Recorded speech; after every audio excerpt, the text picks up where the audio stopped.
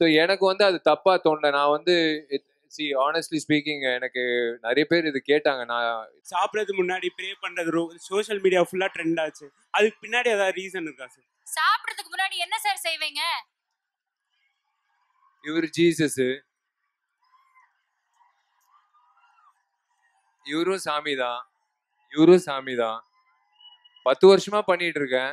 யார் சோறு போட்டாலும் வந்து எல்லா கடவுளும் ஒண்ணுதான், அல்லாவும் ஒண்ணுதான், சாய்பாபா ஒண்ணுதான், ஜீசஸும் ஒண்ணுதான். ஸோ எனக்கு வந்து அது தப்பா தோணல. நான் வந்து ஆனஸ்ட்லி ஸ்பீக்கிங் எனக்கு நிறைய பேர் இது கேட்டாங்க. நான் முந்தா நேத்து கூட when I was working out, one girl did that, she showed me what I did. But எனக்கு எனக்கு ரெண்டு தெய்வங்கள் வந்து பார்க்கறது வந்து என் கேமரா. என்னால கடவுள் நான் பார்த்ததே கிடையாது. நான் பார்த்த கடவுள் வந்து கேமரா. ஏன்னா அந்த கேமரா தான் எனக்கு சோறு போடுது.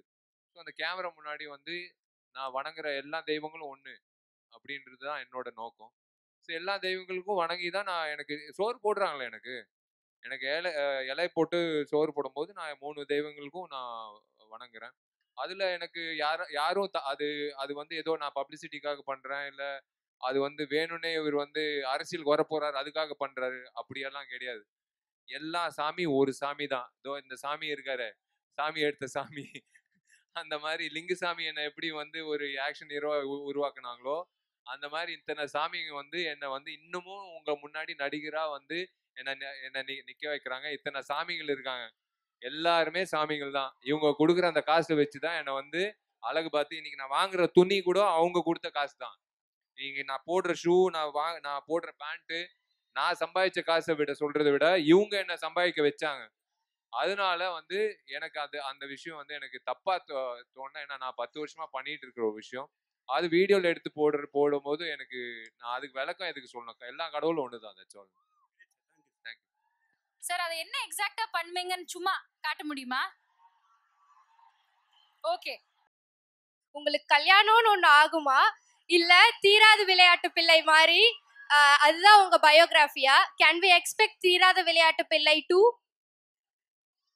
What a question sir. My God.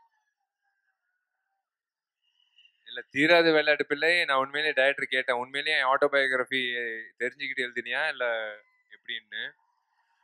ஆனா அதுல நான் பேசின டைலாக் நிறைய பேர் நீங்களே பேசியிருப்பீங்க. మీరు మాట్లాడుంటారు, கருப்பான பசங்களுக்கு பொண்ணுங்க பிடிக்காதுன்னு எவன்டா சொன்னது? நிறைய வாட்டி நான் வந்து காலேஜ்ல சொல்லியிருக்கேன்.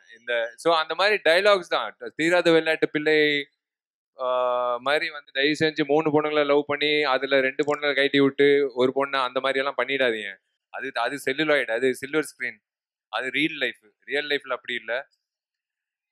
அங்கிட்டு இருக்காரு ஒருத்தர், அவரு டைம் கொடுப்பாரு ஒவ்வொரு விஷயத்துக்கும். இப்போ டைரக்டரா இருக்கேன், அடுத்தது கண்டிப்பா நான் என் கல்யாணத்துக்கு மறுபடி உங்களுக்கும் அழைப்பு நான் கொடுக்குறேன் டெஃபினட்டா. தீராத விளையாட்டு பிள்ளை 2 எனக்கு தெரியாது, ஆனா இப்போ வந்து அந்த விளையாட்டு பிள்ளையா இல்ல, இப்போ பொறுப்பு இருக்கு டைரக்டரா. ஸோ தீராத விளையாட்டு பிள்ளைக்கு இப்போதைக்கு வேலை இல்லை சார். அந்த இன்வைட் லிஸ்ட்ல என்ன மறந்துடாதீங்க சார்.